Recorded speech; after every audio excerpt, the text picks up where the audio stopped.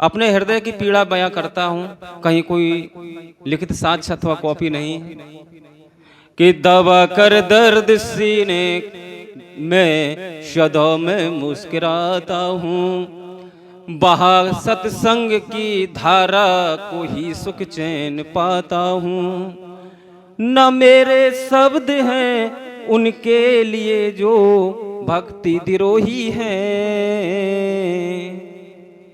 पंक्तियों को दोबारा कहता हूँ, न मेरे शब्द हैं उनके लिए जो सत्संग विरोधी है,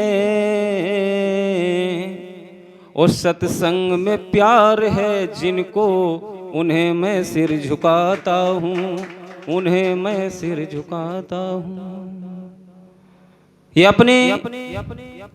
अपनी सोच का एक अपना अंदाज होता है, ये अपनी सोच का अपना एक अंदाज होता है, और सत्संग में वही आता है जो प्रभु के पास होता है, जो प्रभु के पास होता है।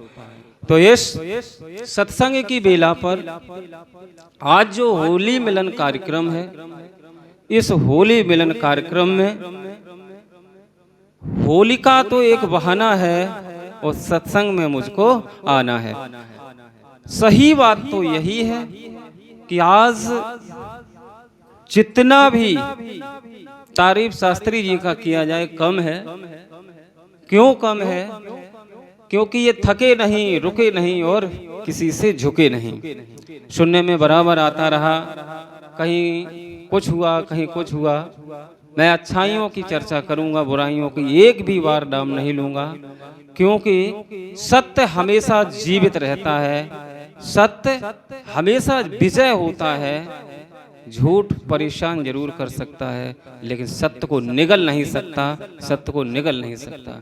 तो इसी कामयाबी का सिलसिला जो बराबर चलता है, मैं केवल शास्त्री जी को ही नहीं, अपितु उनका बेटा गुलशन है, लक्ष्मी जी हैं, सहयोगी मूल रूप से मैं देख रहा हूँ बहन जी हमारी रमाकांति जी काफी सत्संग से उत्सुकता के साथ ही नहीं, अपितु हृदय भाव से मैं जब जब आया हूँ, उनका ये जो सत्संग को लेकर के या सनातन जागरूकता मिशन को लेकर के जो भाव है, वो वाकई में बहुत बहुत बहुत बहुत अविस्मरणीय है।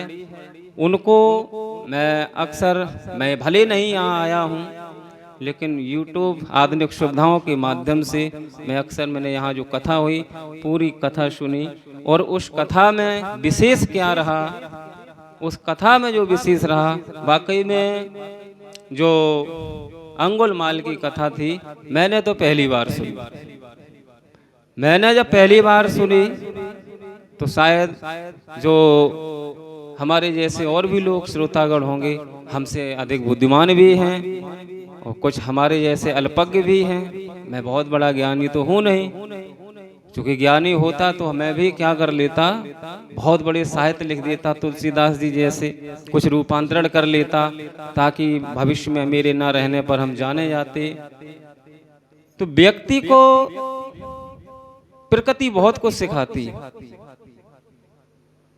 प्रकृति से सीख करके जो व्यक्ति आगे बढ़ता है, वो वास्तव में मजबूती के साथ आगे बढ़ता है। और वही इस सत्संग की बेला पर आज होली मिलन का जो हमारा पर्व चल रहा है, जो भी हृदय प्रेमी हैं वो लोग आए हुए हैं, कुछ लोग आ रहे हैं और नहीं भी आ रहे हैं। तो यहीं से उन सबको भी मैं प्रणाम करता हूँ जो वाकई में सनातन के ध्वज को या तो लेके आगे चल रहे हैं अथवा उसकी छाया में पनप रहे हैं, बढ़ रहे हैं, पल रहे हैं, फल रहे हैं, फूल रहे हैं।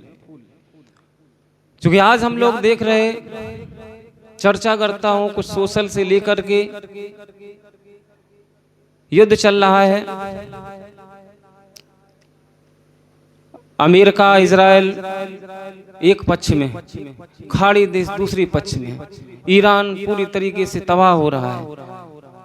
इधर आजकल जो युद्ध हो गए हैं, इसमें विजेता की भी हार है और जो उपविजेता है उसकी तो हार है ही है।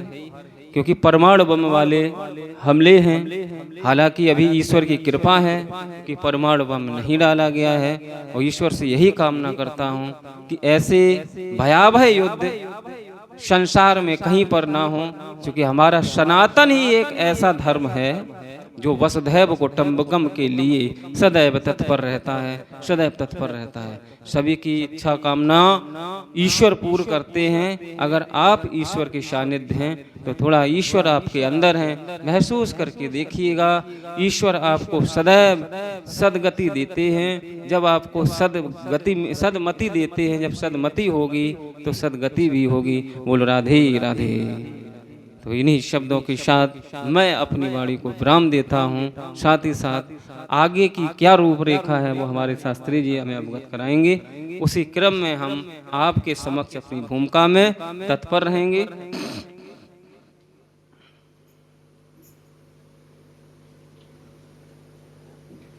तो यहाँ से हम सोच रहे कि फिर और लोग आ रहे हैं।